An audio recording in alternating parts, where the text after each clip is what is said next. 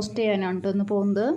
നമ്മളത് ക്ലീൻ ചെയ്തൊക്കെ വെച്ചിട്ടുണ്ട് കേട്ടോ. ഞണ്ട് നമ്മൾ റോസ്റ്റ് ചെയ്യാൻ പോവാണ് കേട്ടോ. നമുക്കത് എങ്ങനെ ചെയ്യണം നോക്കാം കേട്ടോ. റോസ്റ്റ് ചെയ്യാനായിട്ട് നമുക്ക് 3 സബോളയും 2 തക്കാളിയും എടുത്തിട്ടുണ്ട് കേട്ടോ. അത് നമുക്ക് അരിയാം. പിന്നെ അതിലേക്ക് ചതച്ചിടാനായിട്ട് നമ്മൾ വെളുത്തുള്ളിയും ഇഞ്ചി പച്ചമുളക് എടുത്തിട്ടുണ്ട് കേട്ടോ. അത് നമുക്ക് ചതച്ചിടണം കേട്ടോ. അപ്പോൾ ആദ്യം തന്നെ നമുക്ക് തക്കാളിയും സബോളയും അരിയാം കേട്ടോ. നമുക്ക് വെളിച്ചെണ്ണ ചൂടാകുമ്പോൾ നമുക്ക് സബോള 3 അരിഞ്ഞത് നമുക്ക് ഇതിലിട്ട് മൂപ്പിച്ചെടുക്കാം കേട്ടോ. 3 സബോള അരിഞ്ഞത് ആദ്യം ഇടാം കേട്ടോ. ഇതൊന്ന് വാടി കഴിയുമ്പോൾ നമുക്ക് തക്കാളി മസാലകളൊക്കെ ഇടാം കേട്ടോ.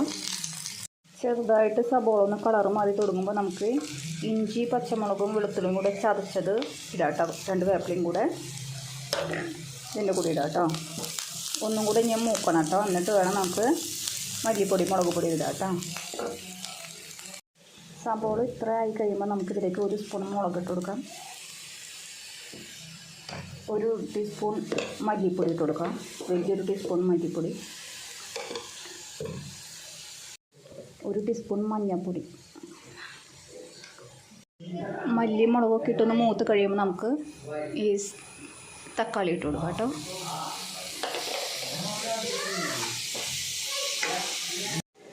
തക്കാളി ഇട്ടിട്ട് നമുക്ക് 1 ഗ്ലാസ് വെള്ളം ഒഴിച്ച് കൊടുക്കാം കേട്ടോ.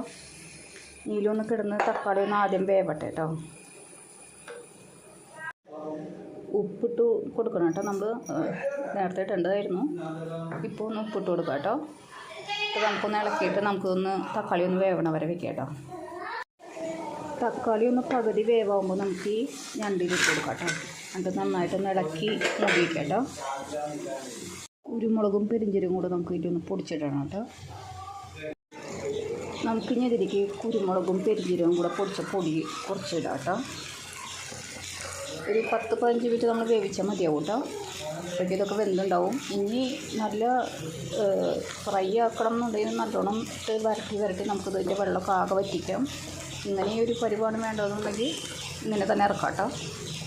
ചിലർക്ക് ഇത് നല്ല ഡ്രൈ ആയിട്ടിരിക്കുന്നുണ്ടെങ്കിൽ നല്ലോണം വെള്ളം വറ്റിക്കാം കേട്ടോ.